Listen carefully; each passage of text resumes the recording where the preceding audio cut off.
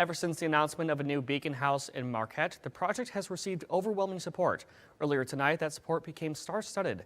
Former NFL kicker Jay Feely, Deadliest Catch star captain Keith Colburn, and NFL analyst Steve Mariucci all came out to show their support for the Beacon House, which they recognize as an important part of the community.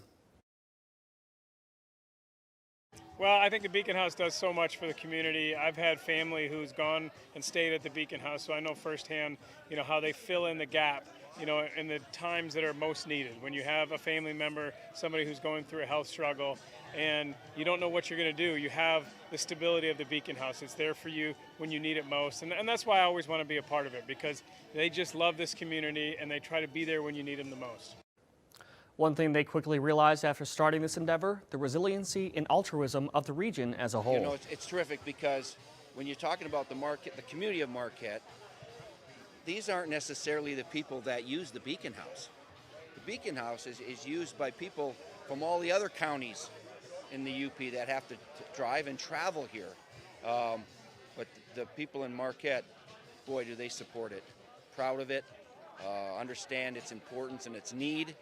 And so the people in Marquette have big hearts and very generous. The Beacon House is basically just like it's called. It's a beacon in the night. It's for people to stay when their loved ones get in a car crash and they have nothing with them. It's amazing. And I do a lot of things around the United States for different charities and stuff like that, but Crying. This one is here. An auction followed the banquet where the proceeds went directly to the Beacon House. An 18-hole scramble will happen this Sunday. Tickets for that can be found at upbeaconhouse.org. Northern Michigan University and its professors union have reached a tentative agreement for a new contract. The NMU chapter of the American Association of University Professors, which represents NMU professors, agreed to terms for a one-year contract with the university. The agreement came after months of negotiating, with considerable progress being made despite multiple obstacles. Process, and there's been a lot of progress on other less money related items in the contract, and so it's nice to finally get that settled and to find something to bring to the faculty, and if it's all approved and voted yes tomorrow, then we'll have that contract behind us and we can move forward into this next year. While the contract has been agreed upon by the union representatives, it will be ratified and voted upon tomorrow by union members. The contract includes furloughed pay for 1 day of each month for professors, which equates to about a 4.6% pay deduction. Salaries for summer courses and overload pay also took a drop. Depending on salary, a professor would make roughly half of what they would normally make for a 4-credit summer course. University professors originally wanted to negotiate for a 5-year contract, but uncertainty surrounding the COVID-19 pandemic led the union to negotiate a short-term deal instead. Ratification meeting is set for Tuesday at 11 a.m. The Upper Peninsula is well known for its skiing, and earlier tonight, a classic skiing competition took place just outside Negaunee. Hundreds of spectators and competitors alike gathered for the 133rd annual ski jumping tournament at the iconic Suicide Hill, where over 30 skiers from around the world faced off for the Junior World Qualifier. According to one of the event organizers, this competition is part of the culture.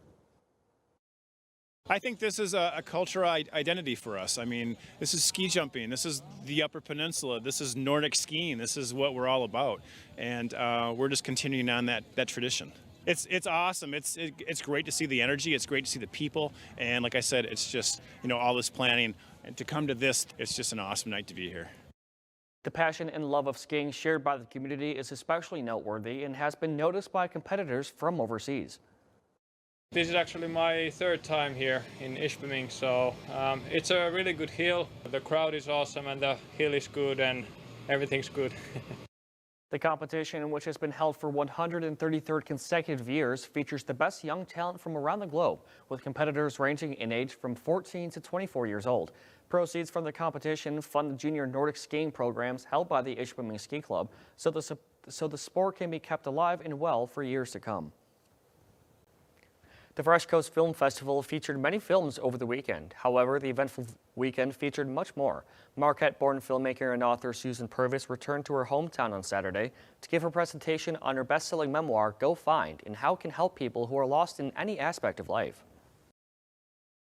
What I discovered in my book is that in the writing of my book, because I was as lost as anybody I ever found. And so my job now is to not let people get lost in the first place. And you can get lost in the woods, you can get lost in life, you can get lost in a business, you can get lost in a marriage, you can get lost in your health and in addictions. So as I go through life now, I try to help people not get as buried as I did.